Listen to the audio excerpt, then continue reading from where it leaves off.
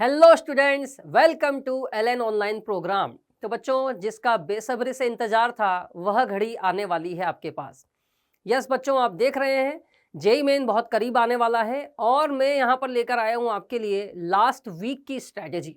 Yes बच्चों, JEE Main last week strategy ये बहुत बहुत इंपॉर्टेंट है। एक्चुअली क्या होता है, जो लोग कई सारा कहते हैं ना, कई समय से मेहनत भी कर रहे हैं, काफ़ी टाइम हो गया, पेपर वेपर सब दे दिए, पर इस समय बच्चों आकर के ऐसा लगता है यार बहुत कुछ हमने कर लिया, थोड़ा रिलैक्स कर लेते हैं। बट बच्चों आप यकीन मानिएगा, इस समय अगर आपने रिलैक्स किया लास्ट के 1 वीक में, तो होता है ना कि कई बार कॉन्सेप्ट थोड़े फेड अप हो जाते हैं। एग्जाम में 2 ही बातें ध्यान रखना बच्चों, एक तो वो याद रहता है जो पिछले यानी कि लास्ट जो लेटेस्ट आपने 1 मंथ में पढ़ा होता है। दूसरी बात, वो और अच्छे से याद रहता है जो लास्ट के लेटेस्ट 1 वीक में याद रहता है। तो इस वीक में अगर आपने रिलैक्स किया तो फिर जब आप एग्जाम देंगे तो वहाँ ऐसा कुछ लगेगा कि यार कुछ तो था यार, ये 7 दिन पहले तो मुझे याद था, आज थोड़ा फेड अप हो गया है, फॉर्मूले पे भी कॉन्फिडेंस नहीं है। ऐसा नहीं होना चाहिए। तो दैट्स वाई मतलब कुल मिलाकर के मुद्दा ये है बच्चों कि लास्ट वीक में हमें लिथार्जिक नहीं होना है। हमें इनफैक्ट सब कुछ समेट लेना है। जितना हमने साल भर 2 साल जो भी आप मेहनत कर रहे हो उसमें पढ़ा आपने, सब कुछ समेट लो। एक बार तो सारा फिर से देख लो कि अच्छा आपको 8 महीने पहले हमने ये चीज पढ़ी थी, यहाँ हम अटके थे, यहाँ दिक्कत आई थी, ऐसा वापस से देख लिया है। क्योंकि बच्चों जब अटके थे तब हमने सोचा था कि यार यहाँ अटक रहे हैं, ये उस समय लास्ट में एग्जाम में देख के जाएंगे ताकि हम एग्जाम में ना अटके। तो ये वही समय आ चुका है, ठीक है। तो ऐसी बहुत सारी चीजें हैं जो हमें ध्यान रखनी है। तो बस उसी के लिए ओवरऑल स्ट्रैटेजी की मैं आज आपसे बात करने वाला हूँ, ठीक है बच्चों। तो दिल थाम के बैठिएगा। बात मुद्दा ये है कि फेथ एंड फॉलो, भरोसा किया है तो फॉलो करना कि जो चीज कही जा रही है, ठीक है। बहुत अच्छे अच्छे पॉइंट्स हैं, आपको बहुत ध्यान रखने हैं। और कहते हैं ना बच्चों, देखो बहुत बड़े काम नहीं करने होते, छोटे छोटे कामों को ध्यान से करोगे तो आप उन बड़े मंजिल तक भी पहुंच जाएंगे, ठीक है। तो गलतियां नहीं करनी है और संभल के चलना है, ठीक है। तो आइए देखते हैं आपके लिए स्ट्रैटेजी में क्या क्या आया है। जैसा कि आप जानते हैं जनवरी, और इसमें आपका फर्स्ट अटेम्प्ट होने वाला है। जो मेजर जो डेट्स है 22, 23, 24 और 28, 29, इसमें आपका पेपर होने वाला है, ठीक है। ध्यान रखिएगा, ठीक है। प्रपोज्ड पेपर है, 2 शिफ्ट में होगा, बाकी सब चीजें आपको पता है। हम स्ट्रेटेजी पे ज्यादा फोकस करेंगे। तो बच्चों ये ध्यान रखिएगा, ये बहुत बढ़िया लाइन होती है, ध्यान रखिएगा कि a person with a plan can beat a person without any plan. अगर मान लो कोई आपसे भी धुरंधर है पर उसके पास कोई प्लान नहीं है, पर आपके पास सही तरीके से प्लान है, तो आप उसको बीट कर सकते हैं। कुछ जगह ऐसी होगी जहां पर ऐसी सिचुएशन आ जाएगी तो वो फंस जाएगा, बट आप निकल जाएंगे, समझ गए। तो प्लान हमेशा हमारे पास होना जरूरी है। एग्जाम क्रैक करने की भी स्ट्रैटेजी होती है, एग्जाम कैसे देना है वो भी एक स्ट्रैटेजी होती है, पढ़ाई कैसे करना है वो भी एक स्ट्रैटेजी होती है। तो इसी तरीके से इस लास्ट वीक में क्या करना है, ये पूरी एक स्ट्रैटेजिकल प्लान आपके पास है। अपना प्लान अपने हिसाब से मॉडिफाई भी आप कर सकते हैं, ठीक है। तो आइए देखते हैं बच्चों। देखिए सबसे पहले हम ये देखते हैं कि ये सेक्शन वाइज ब्रेकअप देख लेते हैं पूरा, कि जो पूरा फिजिक्स है, अगर मैं फिजिक्स की बात करूं, ठीक है। माई सेल्फ इंट्रोडक्शन में दे देता हूं, Ashish Ajmera, head of the department physics. मैं आपके लिए लेकर आया हूं जो स्ट्रैटेजी है ये फिजिक्स में कैसे काम करने वाली है, ठीक है। तो मेजरली जैसे ये है, अब आप देख रहे हैं तो फिजिक्स को हम देखेंगे, फिजिक्स के सेंस में हम देखेंगे कि क्या क्या आपको करना है और क्या क्या नहीं करना है, ठीक है। तो बच्चों देखिए, ये ओवरऑल फिजिक्स का मैंने आपके पास रखा है, पूरा पाई चार्ट है, इसमें परसेंटेज वाइज बताया है। हमें ये पता होना चाहिए कि किसका वेटेज ज्यादा है ताकि हम उसे ज्यादा अच्छे से रिवाइज करें। इनफैक्ट छोड़ के तो जाना ही नहीं है, ये भी ध्यान हमें रखना है, ठीक है। तो यहाँ अगर आप देखेंगे तो देखिए मैकेनिक्स देखिए, आप 40% के अराउंड वेटेज है, ठीक है। और आप मॉडर्न फिजिक्स देखिए, इलेक्ट्रोस्टैटिक्स देखिए, इनका वेटेज काफी अच्छा है, इनको छोड़ कर नहीं जाना है, बढ़िया से इनको रिवाइज करिएगा, ठीक है। 22 से 24 तक के जो पेपर हुए हैं हमने वहां से वेटेज लिया है। तो जो ट्रेंड चल रहा है बच्चों उसमें इतना कुछ पूछा गया है, ठीक है। तो हमें नॉलेज होना चाहिए ताकि आप उसको कर सके। होता है ना किसी के मन में हो कि सर ये तो मैं छोड़ के जाने वाला था, पर अच्छा वो आपने बता दिया सर इंपॉर्टेंट वेटेज है, तो मैं कम से कम इसके फॉर्मूले और इंपॉर्टेंट चीजें तो करके चला गया। पूरा छोड़ रहा था वहाँ, पूरा नहीं छोड़ा मैंने, कम से कम इतना कर गया कि काम चल जाए। और जेई मेन में आप देख रहे हैं बच्चों, फिजिक्स जो है वो इजी आ रहा है, बहुत ज्यादा डेप्थ में नहीं जा रहे हैं, वाइड वेराइटी ऑफ कवरेज है टॉपिक्स का, ध्यान रखिएगा। तो अगर आप ढंग से थोड़ा बहुत पढ़ लेते हैं तो आप करके आने के चांसेस पूरे पूरे हो जाएंगे आपके, ठीक है। चलिए उसके अलावा भी जो हम पूरा देख लें, देखिए 22, 23, 24 का हमने थोड़ा और सब पार्ट्स वाइज ऐसे करके आपको बता दिया ईयर वाइज बच्चों, है ना। तो आप यहां से और क्लैरिटी ले सकते हैं कि कौन सा टॉपिक और इंपॉर्टेंट है, हमें जरूर सॉल्व करना ही करना है उसे, ठीक है।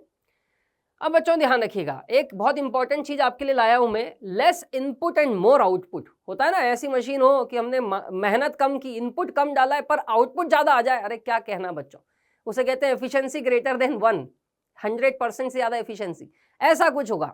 तो यही है बच्चों, यहाँ ध्यान रखिएगा। जैसे एरर एंड इंस्ट्रूमेंट्स, बच्चों एक ही लेक्चर का टॉपिक है, आप पढ़ो अच्छे से, बढ़िया से समझ में आ जाता है। अगर मेहनत करो, थोड़ी प्रैक्टिस करो तो बढ़िया मास्टरी हो जाती है। सोचो एक लेक्चर और एक क्वेश्चन, जेईई मेन में ऑलमोस्ट हो रहा है कि इसका क्वेश्चन आता है बच्चों, ठीक है। तो मेहनत करिए, प्रैक्टिस करिए बढ़िया। तो ये वही है, less input and more output वाला मामला है, ठीक है। EM wave, wave optics, diffraction, polarization पे भी आ ही रहा है, काफी ट्रेंडिंग है टॉपिक, ध्यान रखिएगा। इसको मेहनत करिए। इनमें ये भी वही बात है, डिफ्रैक्शन की बात करो तो एक ही लेक्चर का है, मैक्सिमम बोल रहा हूँ वो भी आपको। कई बार तो पढ़ाने में हम लोग एक लेक्चर से कम में भी खत्म कर देते हैं इसको। Same is the case with polarization, ठीक है। ब्रूस्टर लॉ वगैरह कुछ ही तो फॉर्मूले हैं इसमें, आप ढंग से करेंगे तो बहुत ईजी है। और उसमें से क्वेश्चन आ रहा है तो सोचो, हो गया ना बढ़िया, सोने पे सुहागा, लेस इनपुट मोर आउटपुट, ठीक है।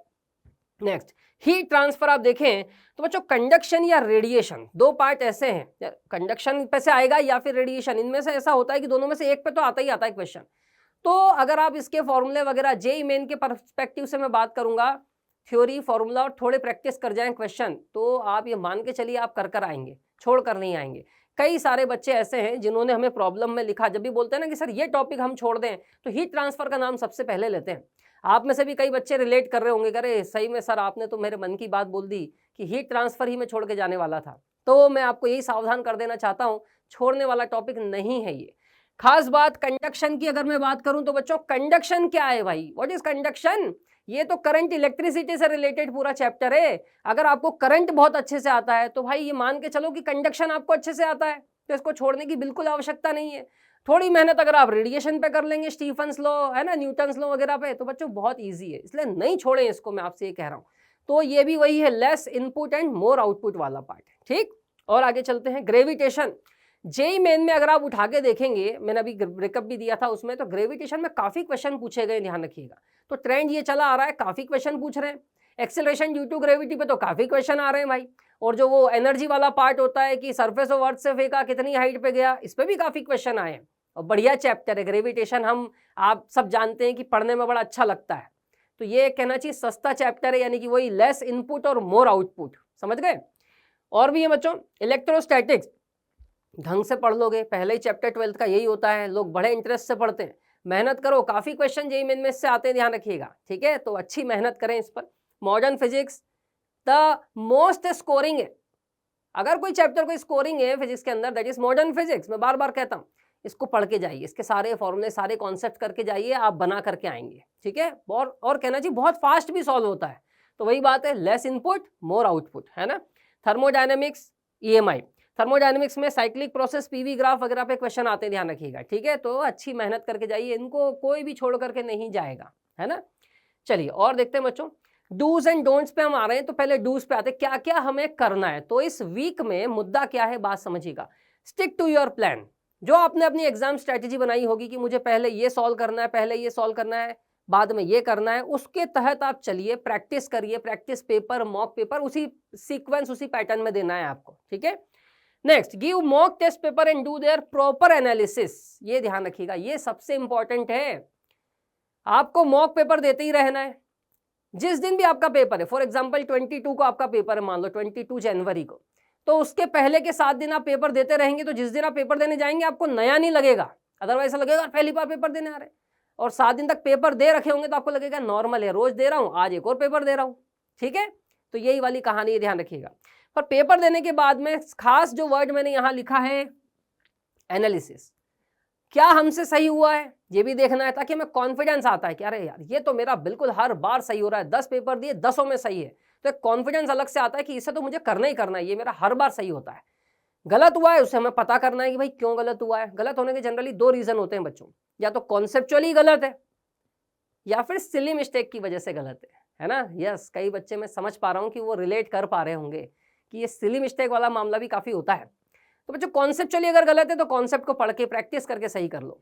सिली मिस्टेक के लिए अगर गलत है बच्चों, सिली मिस्टेक पे एक वर्क करना है आपको, ध्यान रखिएगा, ठीक है। सिली मिस्टेक जो भी होती है उसको सही करने का मैं तरीका अभी बता देता हूँ, आगे भी ये पॉइंट आने वाला है, पर मैं आप जब बात छिड़ी तो अभी बता देता हूँ। सिली मिस्टेक को बच्चों कंट्रोल करने का एक ही तरीका है, जब भी आप क्वेश्चन सॉल्व करके आंसर निकाल लें, 10 सेकेंड से 20 सेकेंड का एक चेक और लगा लें उस क्वेश्चन पे, 10 से 20 सेकेंड रुक करके एक बार कैलकुलेशन चेक कर लीजिए। बच्चों मान के चलो 90% केस में आप उस कैलकुलेशन एरर को पकड़ लेंगे। कई बार क्या होता है, हम उसको वहीं पे आंसर निकाला, खुश हो जाता है, अरे आगे आंसर मैच कर गया, चलो आगे चलते थे। पर आप जानिए, ये पता रखिए कि जो आपका गलत आएगा ना आंसर, वो भी उस एग्जाम पेपर में कई बार होता ही है ना। देख हो रहा है, कई लोगों को लग रहा होगा सही होता है, सही बोल रहे हो सर, कि जो मेरा गलत आंसर आता है वो जरूर पेपर के अंदर होता है।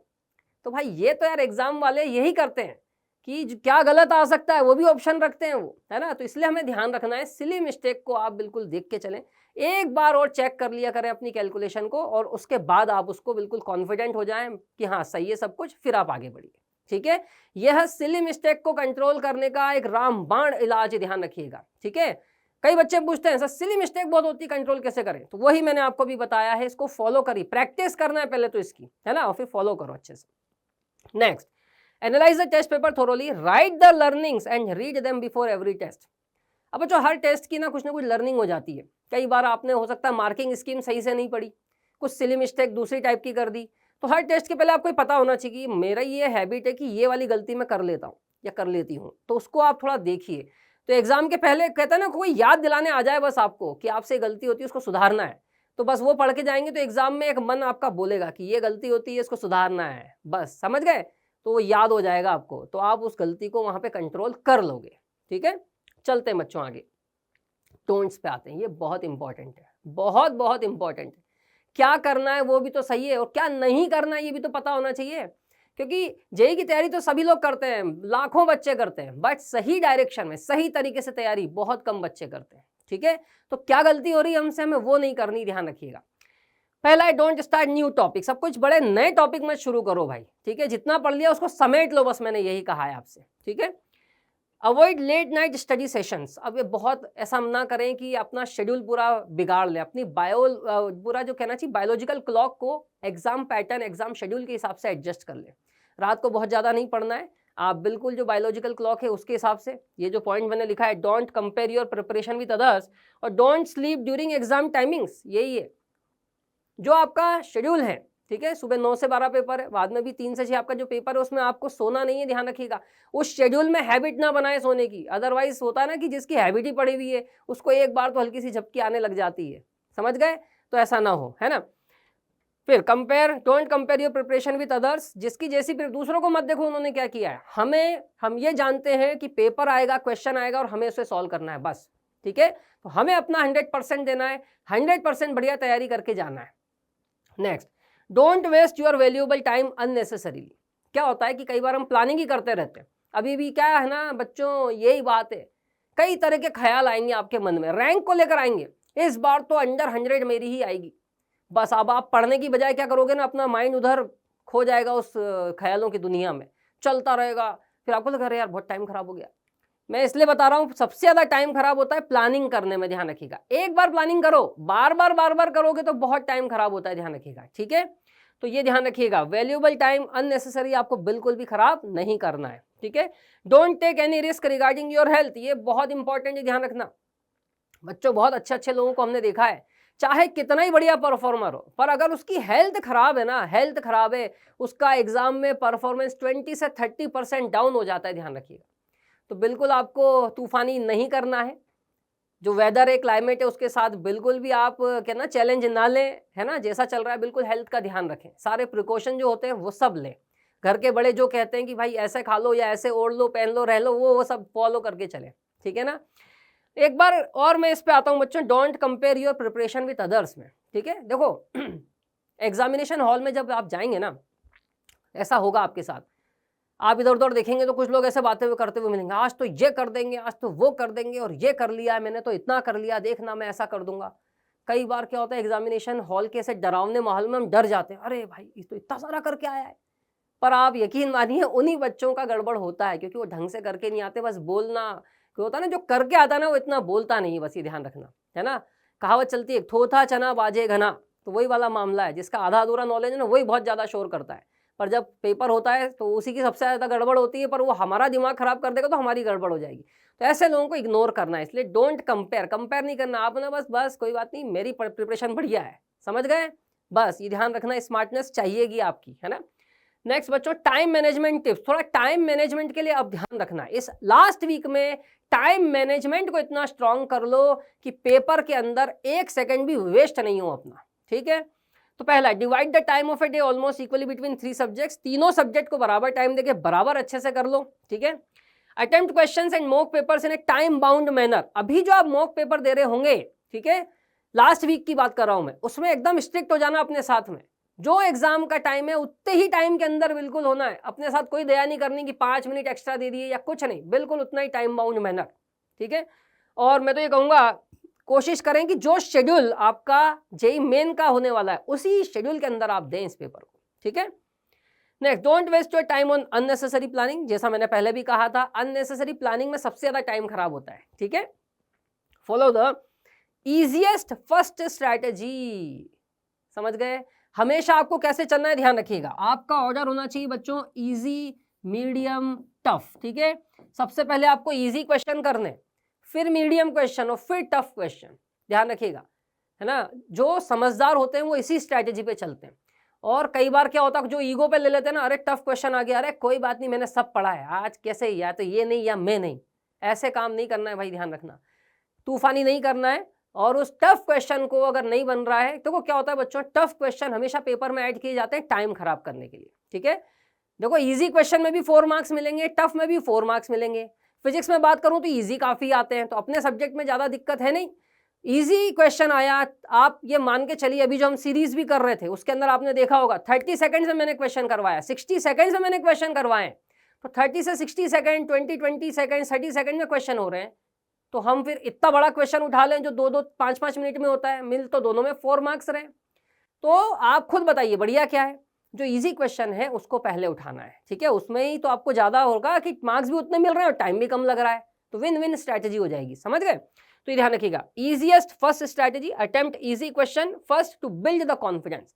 सबसे पहले हमें मुख्य मुद्दा यह है बच्चों, कट ऑफ वाला मामला निपटा लेना है। इतने इजी क्वेश्चन करके पूरे पेपर का राउंड लगा के आ जाओ कि आपको लगे यार इजी क्वेश्चन नहीं छूटा इसका, टफ छूट जाए बच्चों गम नहीं है, ध्यान रखिएगा, इजी नहीं छूटना चाहिए, बस ये ध्यान रखना, ठीक है।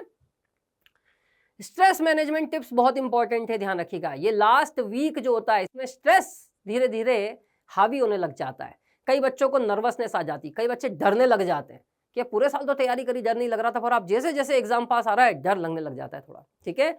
बट बच्चों याद रखिएगा, जिसकी प्रैक्टिस बढ़िया है, कॉन्फिडेंस जिसका प्रैक्टिस से बिल्ड हुआ है ना, उसको डर नहीं लगेगा भाई, ठीक है। डर के आगे जीत है, वही वाला मामला है। प्रैक्टिस करते जाएं, ओवरकम करते जाएंगे, और आप जो मॉक पेपर दे रहे हैं वो आपका डर खत्म करता चला जाएगा, ठीक है। तो ये स्टे हैप्पी, काम एंड कॉन्फिडेंट, खुश रहें, खुश रहना बहुत जरूरी है।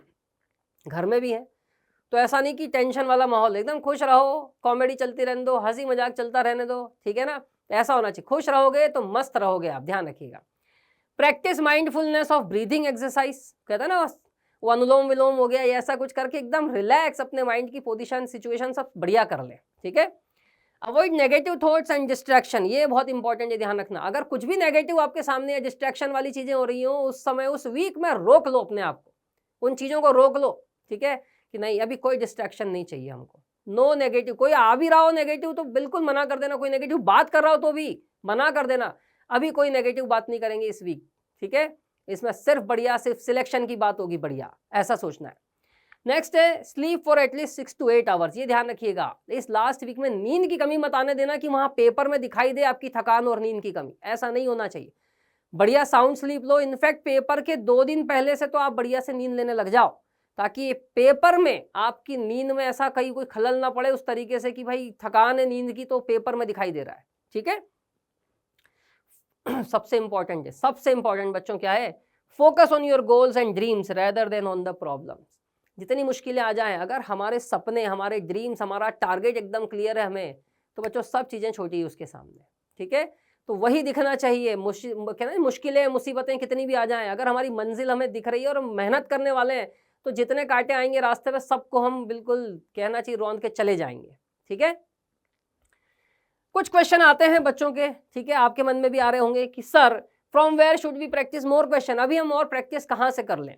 तो बच्चों बस अब ये मान के चलो, समेटना है, जितना आपने पढ़ा ना उन सबको समेट लो अच्छे से, प्रैक्टिस करना है। तो mock paper is the best source, ठीक है। मॉक पेपर जो होते हैं वही दो आप, पुराने जो हो चुके हैं ना उन्हीं को दो, उसी को फील करो, क्योंकि वैसा ही पेपर आया हुआ है तो उसी को दे दो आप लोग, तो उससे और प्रैक्टिस हो जाएगी, ठीक है। How do we avoid calculation mistakes, देखो आ ही गया, और मैंने एक बहुत इंपॉर्टेंट बहुत अच्छा तरीका आपको पहले ही बता दिया इसके अंदर।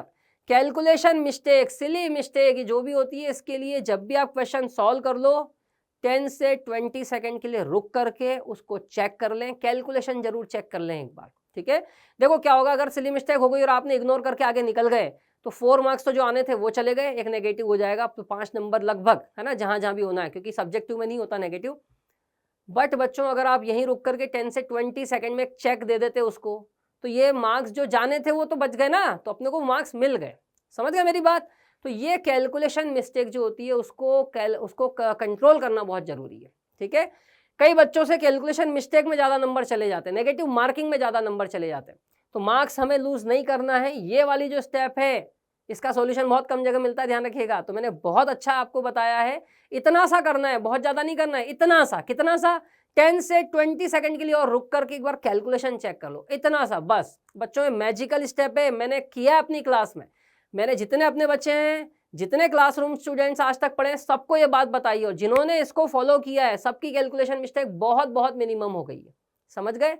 तो वही बात है बच्चों, फेथ एंड फॉलो हम तो बोल सकते हैं, फॉलो करना ना करना आपके हाथ में बच्चों, पर अगर फॉलो करोगे तो फायदा आपको ही होना है, ठीक है। 3 मंत्र आपको ध्यान रखना है बच्चों, ध्यान रखिएगा। लास्ट वीक हो चाहे कुछ भी हो, पहला वाला सबसे ज्यादा इंपॉर्टेंट, रिवाइज ऑल द फॉर्मूले, important points of the chapter on A daily basis. Last में क्या होता है, मैंने आपसे ही कहा, हम लेथार्जिक हो जाते हैं, थोड़े आलसी हो जाते हैं कि अरे यार इतना सारा तो पढ़ ही लिया है।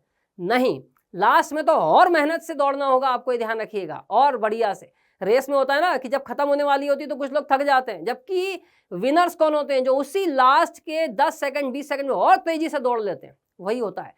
आपको यही करना है। मैं फिजिक्स की बात करूंगा तो जितने सारे फॉर्मूले हैं, जितने सारे, सबको आप रिवाइज करेंगे, सबको बढ़िया पढ़ेंगे, आपके पूरे फिंगर टिप्स पे होने चाहिए सारे फॉर्मूले, कि जब भी क्वेश्चन पढ़ो, आधा पढ़ो और आपका माइंड फॉर्मूला सामने रख दे कि बेटा ये रहा फॉर्मूला, लगाओ और आंसर लाओ। समझ गए। तो ये सबके पास होना चाहिए। लास्ट वीक में ये जरूर करना है, अब नया कुछ सॉल्व करने ना करें, सारे फॉर्मूले, सारे इंपॉर्टेंट पॉइंट जरूर पढ़ के जाएं, ठीक। फिर ये तो करना ही है, मॉक टेस्ट आप जितने देंगे उतना बढ़िया है, लास्ट वीक में भी देना है, पर एक ही दीजिए आप डेली का। कुछ बच्चे 2-2 मॉक पेपर पे चले जाते हैं, बेटर ये रहता है एक मॉक पेपर दो, उसे एनालाइज करो और बाकी का अपना रिवीजन करते रहो, ठीक है, बेस्ट स्ट्रैटेजी है। नेक्स्ट है, learn from the mistakes of almost all the mock papers. जितने पेपर में मॉक पेपर आपने दिए, कहीं क्या गलतियां हो गई, कहीं कहाँ क्या हो गई, उसको रिपीट नहीं होना मेन एग्जाम्स में, इसलिए उन सबको पढ़ के जाना। इनफैक्ट जिस दिन एग्जाम है उसके दिन मॉर्निंग में एक दिन पहले उन सारी गलतियों को पढ़ो कि हमसे क्या क्या गलतियां हुई है पूरे साल, पूरे प्रिपरेशन के दौरान, वो बस रिपीट नहीं होनी चाहिए, ठीक है। तो काफ़ी सारी चीज़ें हैं बच्चों, आई होप आपको सब कुछ अच्छा लगा होगा, समझ में आया होगा। जो लोग बात मानेंगे, फॉलो करेंगे, उसे फ़ायदा जरूर होने वाला है, ठीक है। तो बच्चों I wish you all the very best, सभी लोग बहुत अच्छा परफॉर्म करके आए जेईई मेन एग्जाम में, ठीक है। All the best.